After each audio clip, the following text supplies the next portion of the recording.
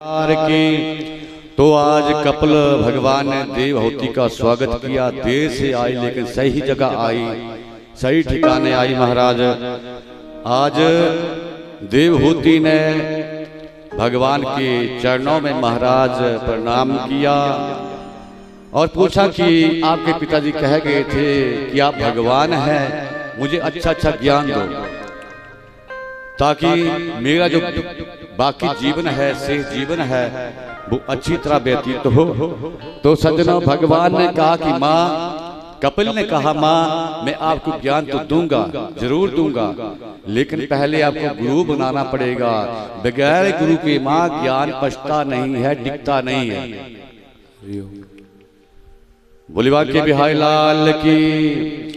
देवहूति ने कहा कि बेटा तेरे पिता के सिवा इस जंगल में मैं किसी को नहीं जानती हूँ, ना ही तो मैंने कहीं किसी को देखा है। मुझे तो यही पता नहीं कि गुरु होता कौन है, गुरु कहते किसे हैं।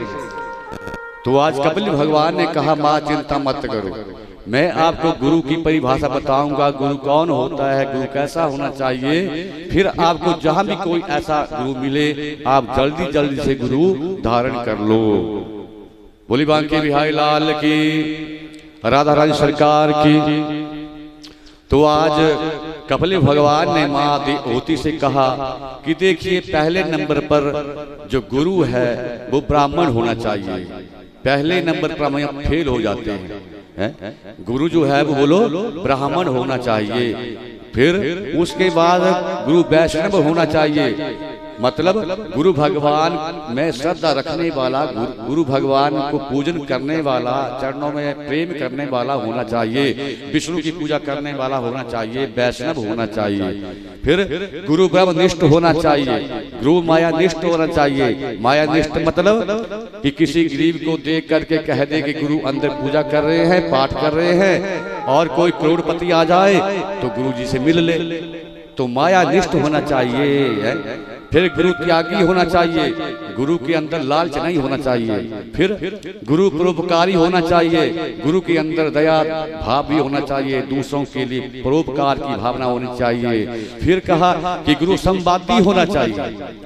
ऐसा ना हो कि आपने माँ गुरु बना लिया और आपको कल को किसी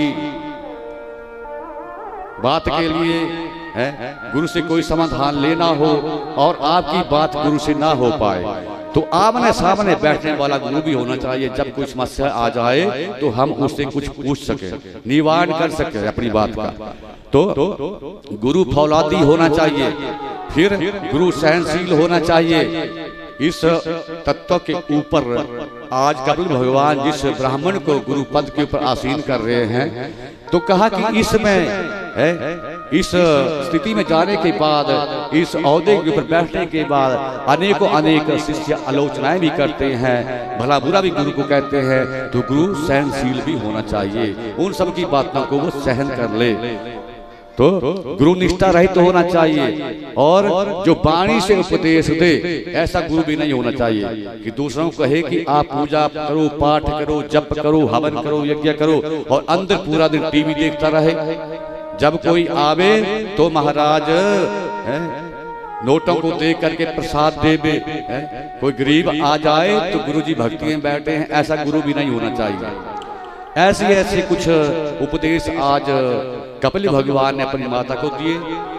अब जैसे ही माता ने सुना तो माता जी हंसना शुरू कर देती हैं, देवहूति हंसना शुरू कर देती हैं। एक दूसरे को देख रहे हैं कि माँ जैसा आज आपने कहा, बेटा जैसा आज आपने कहा, जितने गुण आपने गुरु के बताए वो मैं सारे के सारे तेरे अंदर देख रही हूँ, और मैं तुझे ही गुरु बनाती हूँ। बोली बांके बिहारी लाल की।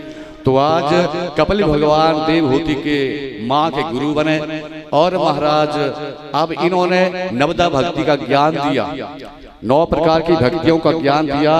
कपिल भगवान ने कहा कि मेरा अवतार वैसे सांख्या शास्त्र का प्रतिपादन करने के लिए हुआ है, लेकिन माँ आपको मैं नवदा भक्ति का ज्ञान देता हूँ।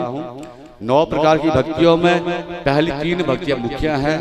पहले नंबर पर श्रवणम कि हे माँ जहां कहीं भी मिले मेरी कथा का श्रवण करो, जैसे कैसे मिले, सदा सेव्या इसे हमेशा सुनो। फिर उसके बाद श्रवण के बाद कीर्तनम, मेरे नामों का कीर्तन करे, दूसरे नंबर की भक्ति है। तीसरे नंबर पर विष्णु स्मरणम, भगवान विष्णु का 24 घंटे चलते उठते बैठते खाते पीते स्मरण करे। पाद सेवनम, और भगवान के चरणों की महाराज जा करके भक्ति करे, उनकी सेवा करे। ये 3 मुख्य भक्तियां हैं 9 प्रकार की भक्तियों में। कबल भगवान ने 9 प्रकार की भक्तियों का ज्ञान दिया, लेकिन जो इंसान जो जीव इन 3 प्रकार की भक्तियों को अपना लेता है, बाकी भक्तियां उसके पीछे पीछे अपने आप बोलो आ जाती हैं। बोले बांके बिहारी लाल की। पाद सेवनम, वंदनम, दास्यम, सख्यम, आत्म निवेदनम, ये जितनी भी बाकी भक्तियां हैं ये अपने आप पीछे पीछे आ जाती हैं जो 3 भक्तियों को करता है। देवहूति ने पूछा कि बेटा, जो इंसान इन 9 प्रकार की भक्तियों को भी ना कर पाए कारणवश, तो उसे क्या करना चाहिए? तो सज्जनों, आज भगवान कपिल ने कहा कि माँ, उसे ये करना चाहिए कि जो संत भगवान के चरणों से जुड़े हैं, जो संत भगवान की भक्ति करते हैं, तपस्या करते हैं, उनके चरणों की सेवा उसे करनी चाहिए। बोली बांके बिहारी लाल की। भीलनी ने भी ऐसा ही किया माँ। भीलनी के बारे में सज्जनों कहीं भी ऐसा लेख नहीं मिलता है कि भीलनी ने भगवान को कहीं दूध से, दही से, शहद से, शक्कर आदि से, पंचामृत आदि से स्नान करवाया हो, कहीं भी लेख नहीं है। भीलनी ने जितना उनका गुरु कह करके गए थे मातंग ऋषि, उतना ही किया कि बेटी हे देवी, तू इसी तरह इस आश्रम की सेवा करते रहना। जाने के बाद भील ने गुरु की मूर्ति बनाई और राम का महाराज इंतजार किया, बस एक ही, और संतों की सेवा करते हुए महाराज भील ने उस आश्रम में अपना जीवन व्यतीत किया। जाने के बाद अपने गुरु की आज्ञा को माना।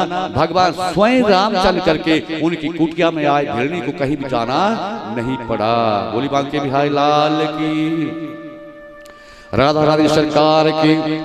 तो महाराज कहा कि जो 9 प्रकार की भक्तियों को ना कर पाए, तो महाराज वो जो भक्त भगवान के हैं, साधु संत महात्मा भक्ति करते हैं, पूजा पाठ करते हैं, इंसान का धर्म बनता है कि उनके पीछे पीछे लग जाए और उनके चरणों की जाकर के सेवा करे, तो वो भी भक्ति मान ली जाती है। बोली बांके बिहारी लाल की।